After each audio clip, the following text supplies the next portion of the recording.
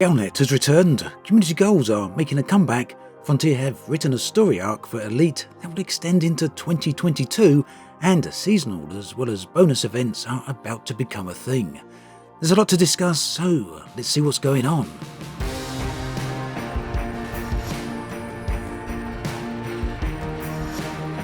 Frontier just announced a lot of things that are making a return to Elite, and we'll get to those in just a moment. One of the most prominent immediate changes is the return of InGame Events, which begins today with the burning space stations, so I'm going to take a look at that first. Now, within the game world of Elite, the Empire is easily one of the most powerful and significant superpowers. When the game launched in 2014, the then Emperor Hengst Duval was assassinated.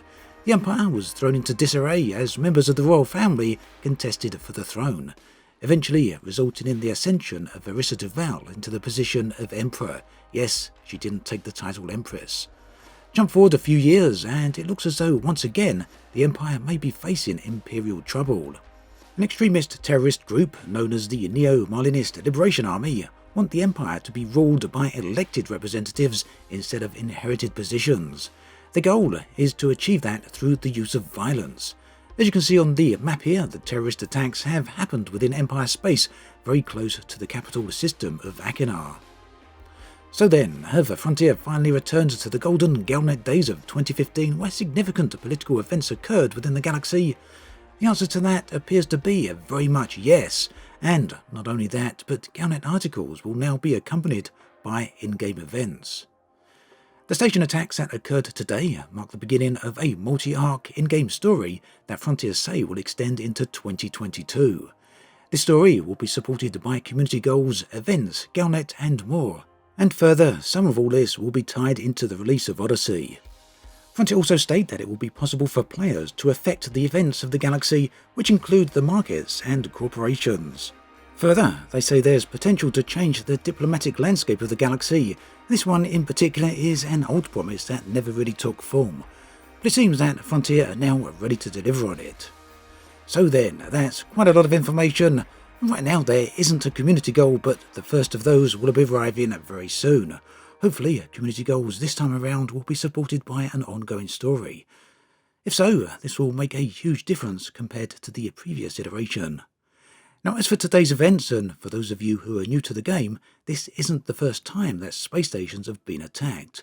The last time was at the beginning of the year, and prior to that it occurred on a nearly weekly basis for quite a while. On all occasions, the attacks were made by the alien race, the Thargoids. This time, however, it's the doing of humans. That being said, people will definitely have noticed that the space stations still have the iconic green Thargoid damage markings. The most likely reason for this is because Frontier are reusing existing assets, which makes complete sense, right? Especially as most of the team will be working on Odyssey. That said, there's also some potential in-fiction reasons for the green markings. It could be a case that the terrorists used bombs that leave this type of residue. And of course, it could also be a case that Thargoids are still somehow involved in the attacks. After all, there was a huge subplot that Thargoid human agents had infiltrated human civilization on many levels. Ultimately, though, that subplot never really went anywhere, but just maybe a Frontier are picking up on that again. Anyway, all speculation, and right now there are 4 star systems with damage stations. These are listed on the screen right here. Damage stations do have events of a sort going on around them, and you can evacuate people or bring resources to the stations to sell on the commodity market to assist them with repairs. Passengers can also be evacuated to a nearby rescue megaship. All you need are passenger cabins equipped to your ship.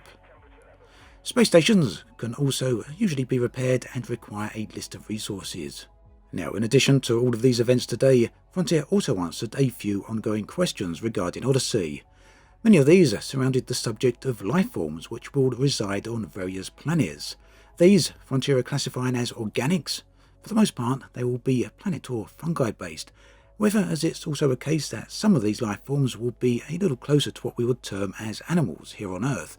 That said, Frontier were very clear that full-on animals are not going to be a thing. It seems then that just maybe there's somewhere in between plant and animal life. From the information Frontier have posted on the forums, my interpretation on all of this is that these organics will be, to an extent at least, procedurally generated, based upon the environmental conditions of their planet and other such things. Talking of planets, the new planetary tech will extend to all landable planets, not just those with a light atmosphere. Frontier also briefly spoke about these spacesuits used when walking around. These will come in a variety of forms. There will be cosmetic differences between them, but also functional differences. As hinted at before, maintaining the suit's air and power supply will be vital. And to be honest, that's an aspect that I'm personally a little concerned about, as it really does open up the door to either some form of basic survival mechanics or a potentially extremely extensive grind. Another way of looking at this, completely different to that, is that just maybe suits could be similar to ship builds, in that it will be possible to put them together to serve different purposes, or maybe even they could be engineered. However, that said, and to be completely fair here, it's very early days yet, and there really does need to be an element of risk to planetary services. So let's see how all that goes before making any decisions or any observations about any of that. And finally, all suits will come equipped with a flashlight. Question is, will that simply be for the night side of planets, or is there another purpose for that? That then brings us to an end of this video. As always, thanks for watching, and I'll catch you guys and girls next time.